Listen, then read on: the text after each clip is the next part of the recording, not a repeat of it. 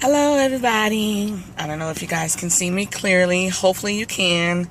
I'm on my way to work and I haven't made a video in a couple weeks at least. I've been sick, under the weather, dealing with bronchitis and just all sorts of things. So just wanted to get on and I don't know, on my way to work it felt like I just wanted to make a quick video. So just wanted to let you guys know a few updates of how I've been doing. God has been awesome, you guys. He's just been, I don't know, just working things out in my favor. I am absolutely, positively in a wonderful, wonderful place right now. And if you guys, I know you can't see my eyes, but of course I'm driving, so I'm gonna have to look for it. These are my new prescription Michael Kors sunglasses that I'm super duper in love with, and I just love, they just keep the glare and everything away, so loving them, you guys. But just working on so many different things, you guys. Just getting ready to do my incorporation so I can do my 501c3, yay, and start applying for my grants. I am working on starting a nonprofit organization, a resource center, you guys. So more details on that to come as I get closer, you know, to the fruition of that. Also, my kids have been awesome. You know, we had a little hump there where they were kind of dipping somewhat in their grades, and you know what I decided, you guys? I decided to go back old school. Okay, I went back old school on those butts, and you know what? So far, so good. And I'm just gonna leave it in God's hands. And you know what? The Bible is clear about that. In Proverbs, it says that folly is in the heart of a child, but the rod of correction shall drive it far from him. It also talks about that, you know, if you beat a child, you shall not kill him, but you shall, you know, save his life. Basically meaning, you know, you have to correct children. Now, I'm not someone that is, trust me, I'm not someone that is just completely a supporter of beating children and, oh, you need to spank them for everything. I mean, I've been ridiculed, and I've had people tell me, oh, you know, you don't spank them enough, you don't pull out the belt enough, you have boys, you have a little girl, so on and so forth. And I'm like, you know what? Everything doesn't work for every child. For my children, putting them on punishment worked more. It worked better for them. Taking away their electronic devices, taking away their cell phones, their iPads, things like that worked. But lately, I've had to take it back old school with them.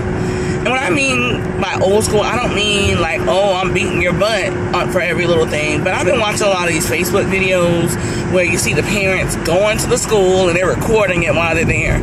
And, you know, they're you know, sitting in the classroom with these kids, and, you know, they're letting the kids know, hey, you know, I'm here, I support you, I care, I'm doing this because I love you, you know what I mean? Not because I want to embarrass you. But to me, that's old school parenting. You know, nowadays parents are so hands off. I feel like it's just, okay, this is what you're supposed to do, and see you later, bye.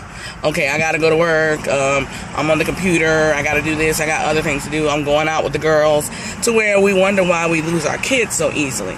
But what I have decided, and my kids know, that if they bring home, they are not allowed to bring home less than a C on their report cards, when I know that that is where their level is, you know, their level of capability.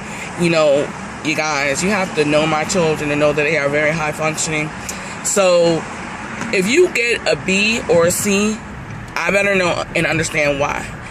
A couple of my kids have advanced classes, so I could take a C in that class, but I will not accept a D or an F.